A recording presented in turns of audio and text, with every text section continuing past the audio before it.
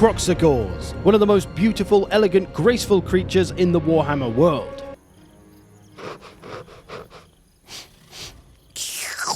Today we're going to take this wonderful creature and attempt to conquer the whole of China.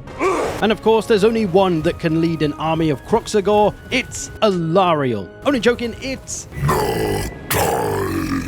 So we begin here in southern Cathay, very hard difficulty. First of all, we need to get rid of everything that's not a crocodile man, which gives us what looks like a fairly decent starting army. We do have a skink hero as well. We'll make use of him as an agent. I go to attack the first settlement just to try my luck, but there's way too much there. So I trundle off and try to go around this settlement to get to their other one, but they attack me on the way. Now, they do have the numbers advantage, but I've got the Kroxibros advantage. So I'm feeling pretty confident going into this. I could take the Pyrrhic victory, but I'll fight it to get that better result. Because our Kroxibros, they're big old boys. They're locked and loaded, ready to go.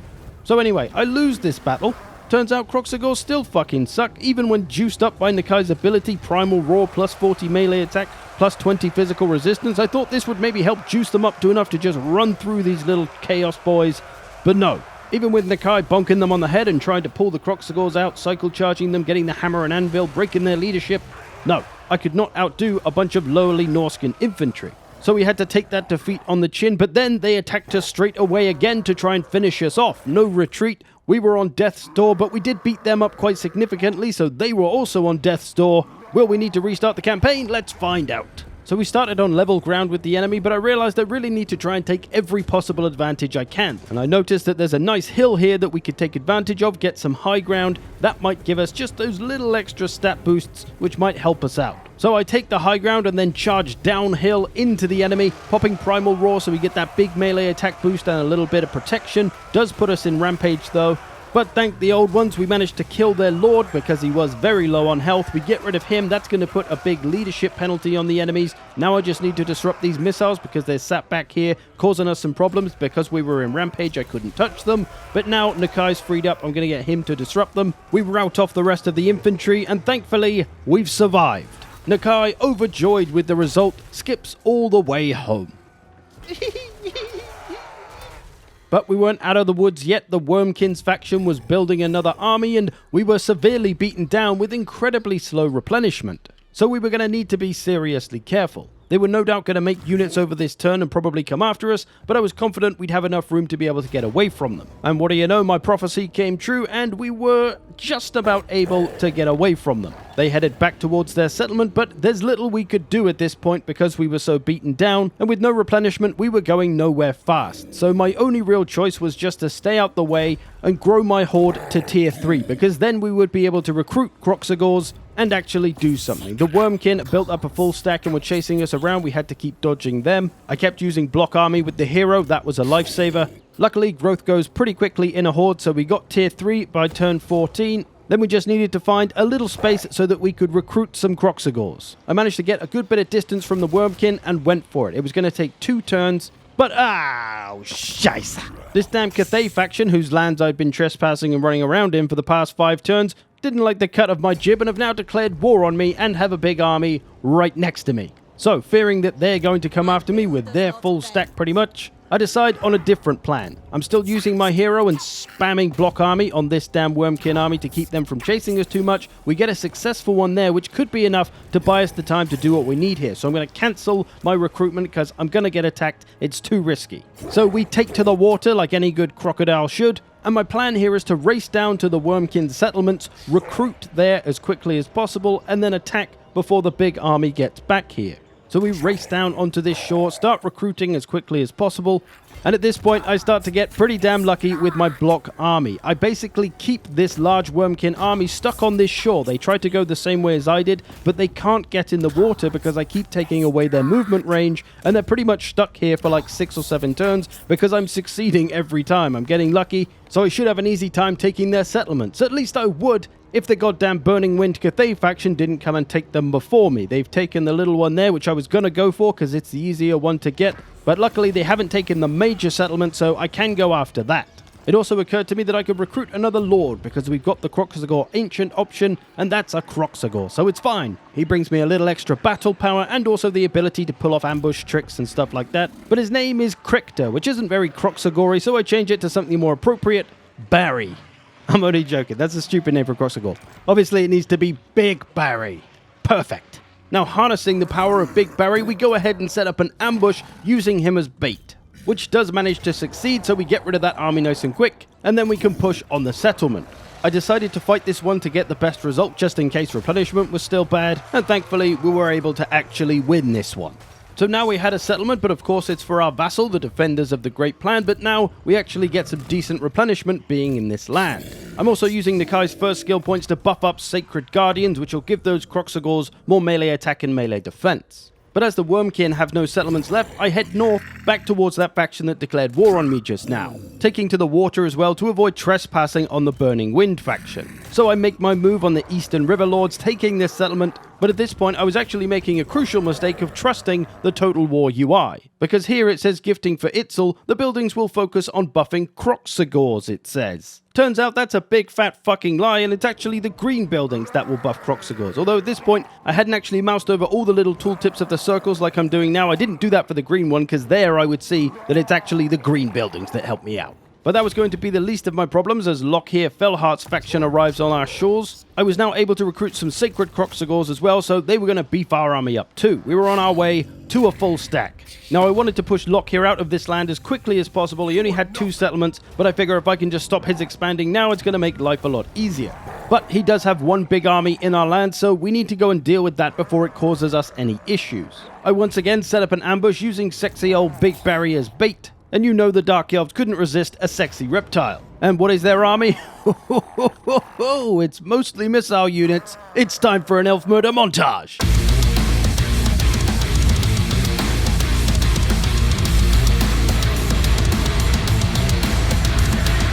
Needless to say, we absolutely ruined them, coming down the hills from all directions. I focused on smashing the missiles first, and then there was a few spearmen to take care of. And then we would deal with the fearless Lord. But where is she?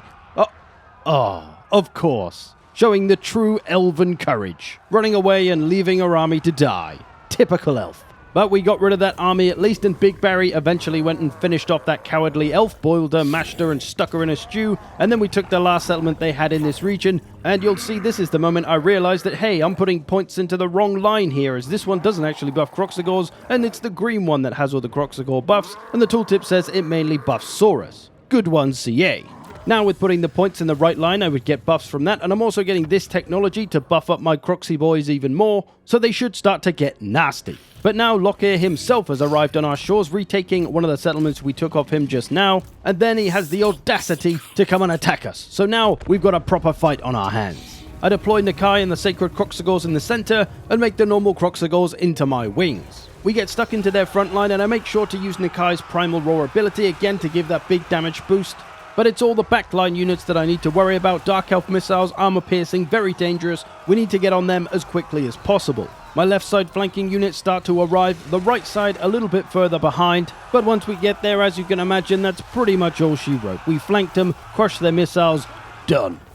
Nakai now had some pretty nice skill point options. This one first spawning gives frenzy to all Kroxigors and extra speed. This one will make Nakai cause terror and give another leadership debuff, so he's going to scare everything off. But for now though, of course, we've got way more Kroxigors than we do Nakais, so first spawning it is. From here I started to push north on the Blessed Dread to try and get rid of Lockhear. That starts with Fu Chao, who we besieged, and they eventually came out to fight us. But that attack was foolishly led by this small party. Now I wasn't sure if there was more there, I forgot to check, so I went over to see. But I also set up this on the reinforcement line, because I wanted to see if I could actually just stop the reinforcements coming in if I give them no room, because I accidentally did that in a battle, and I wondered if it was a cheesy thing that you could actually do. So I tried it out. Now realizing that the starting army was only a little small one, I started to send all my Kroxigors over to the reinforcement line, because no, apparently I can't stop enemies getting into the map by putting a line of Kroxigors right against the edge. Although it was still pretty damn effective, as the enemies got smashed up pretty quick and then routed straight off the map. So not really a cheese, but also kind of a cheese. Sorry, elves. Only joking, never say sorry to elves, they deserve everything. So with Fu Chao under our control, we were now starting to conquer this eastern coast. Big Barry had run into a spot of bother though, as he was chasing a single lord to try and get rid of them before they became an army, but then they started to become an army and now we can't get rid of them. but luckily he's got enough movement range to make it to the water, so they won't be able to get him. But as I prepare to move him north to meet up with Nakai, there's a goddamn black arc there, so no chance we can go that way. We've got to go south and just circle our way around and meet up later somehow. Nakai, though, keeps the destruction coming as we take a couple more Blessed Dread settlements in the name of the defenders. I then decide to take the time to do one of Nakai's quest battles to get his Golden Tributes item, not just because it can give a 10% damage resistance to himself and nearby allies, but also Perfect Vigor, one of the strongest attributes in the game. Now, this quest battle requires you to beat up a Vampire Coast army. The one I'm supposed to be facing is running away from me. There's also a couple of AI Lizardmen armies, one fighting more Vampire Coast and another fighting Skaven. And then later on, a big Luther Harkon army will arrive as well, which is pretty tough. But aside from the main goal of winning, you do have to keep the other two Lizardmen factions alive, but it's easy enough. I got this done. We killed off the Crab Folk. And the Golden Tributes item was going to make my Kroxibros boys much stronger. We'd now also got the Horde to tier 5, so we were well on our way. But as I was starting to move Big Barry back up north, keeping him near garrisons for safety's sake, one of the settlements got attacked, so now we had to fight a battle, but my side's army was going to be AI controlled, of course. And let me tell you, my side fought absolutely terribly and got murdered. Big Barry had to wait a minute and a half to even get in the battle. There was nothing we could do. So we lost that settlement, but luckily Big Bear is a survivor, and he does manage to escape. Eventually, Big Barry does get his revenge with a little bit of help from Nakai, and we reclaim that settlement, cleaning out all the armies in this region. They did retake the settlement of Beichai, but we just came and retook it right back, which just so happened to be the last Blessed Dread place, as the Cathay had been beating the crap out of them as well. And then with their final army, they suicide attacked us, and that was the end of the Blessed Dread. So with that, we pretty much controlled the eastern coast. Now we just need to take out the Cathayans. I decide to start with Miao Ying, as she only has about 4 settlements and has been taking a beat down from the chaos, so she's about ready to be finished off quickly. And quickly is pretty imperative because we've also declared war on Zhao Ming at the same time because they are allies, so we can't dick about. Over the turn, Nakai gets attacked by a double stack in Miao Ying army though, which I feel like maybe I can take on. There is quite a few missiles and cannons and some halberds. We might end up getting overwhelmed, so I'm going to play it safe in this one and retreat. Hoping, of course, that they won't be able to catch me, and luckily they can't. And across the turn, they've made a fatal error, as now they've separated their armies. One of them's in force march, and you know we're going to have a field day with them. Now, as I am going to take on 2 armies, I'm going to use this right here, the Right of Mastery, which does give me extra weapon strength and armor for my Kroxibros boys, and that is just going to help us smash them even better. So I head for the force-marched army because they'll be tired. It's Miao Ying herself. We could take a fairly comfortable auto-resolve, but why would I do that when I could use the famous crocodile head formation and strategy? Used by all the great generals of history, probably. You can see these 2 lines are the jaws, and then Nakai on the top, he is the eye. This is an incredibly powerful formation that is infallible. You cannot stop the crocodile head. So it turns out Kroxibros aren't very good at staying in formation, especially when they're being blasted in the face by cannons, so the crocodile head is kind of falling apart. But never mind that, look on in awe as my crocodiles float down from this ridge with beautiful grace, using their arms as wings. But as you can imagine, regardless of crocodile head formations, we absolutely smash the Cathayans to bits, with just raw damage killing power and flanking and disrupting their missiles, no problem. And then obviously we dunked on the other army that was there, quickly dispatching them, giving us access to Regiment of Renowned Sacred Kroxibros, and we reached the Spawnkin skill point, which would give us leadership, melee defense, and a nice big missile resistance of 15% for our Kroxibros, which now gives us a whopping 45% missile resistance on all our Kroxibros, which is incredibly handy against these missile-heavy Cathayan factions. I pushed on to take the capital of Haichai, and meanwhile I'd recruited Big Barry a few units so that he could stop being chased and run down all the time, but he was still being chased and run down all the time. So I had him try to come back up north until we could recruit him a proper force. I started to move Nakai towards Wei Jin to capture that settlement on the wall, but alas I was attacked by a Zhao Ming army on the way, but we just bonked them on the head and then came to retake the settlement that we just took, as Miao Ying had claimed it back, and then the goddamn Chaos Dwarfs had taken Wei Jin, so I didn't need to go up north anymore, and instead headed south to take out the final Miao Ying settlement and recruited myself some Dreadsaurians, because they're basically crocodiles, right? They're kind of shaped like a crocodile, they walk on all 4s, close enough, and we can only get 2 of them, so what the hell. Eventually, Big Barry finally arrived and reunited with Nakai, still being pursued by a goddamn large army, so I decided to use the right that causes attrition to any armies in the Defenders of the Great Plan lands, just to punish them. And as if enough funny jokes hadn't happened already, somehow Malagor's beastmen magically appeared over here and took the settlement I was about to goddamn take. As you can imagine, I reclaimed it via Dreadsaurian. And with that, we now controlled pretty much the entire east coast, with Miaoying destroyed. Now, we just needed to take out Xiaoming, who controlled most of the Chinese lands. I was now also focusing my tech tree on the bottom line, which would give me extra money from my vassal, all in aid of getting more Kroxigais. I then began my assault on Xiaoming's lands, taking the undefended nearby settlements. I then recruited a third ancient Kroxigor lord called Caterpillar, who I believe thinks he was a caterpillar. I wanted him to go and take those ruined settlements to the northwest there, but first I needed Nakai to clear out the big Cathayan army right next to him. With them out the way, Caterpillar was able to run up and claim those nearby ruined settlements. There was a couple up here, so that was 2 freebies. My Kroxigor army was about to get far more nasty though with this little tech, Shrill of the Old Ones, which gives terror to Kroxigor units. That's basically terror for all of my entire armies. Now Big Barry had the problem that he couldn't recruit any units without using Global, which took 4 turns. So instead I brought him over to Nakai, gave him a bunch of his Kroxigors, and then just recruited a bunch of new ones for Nakai.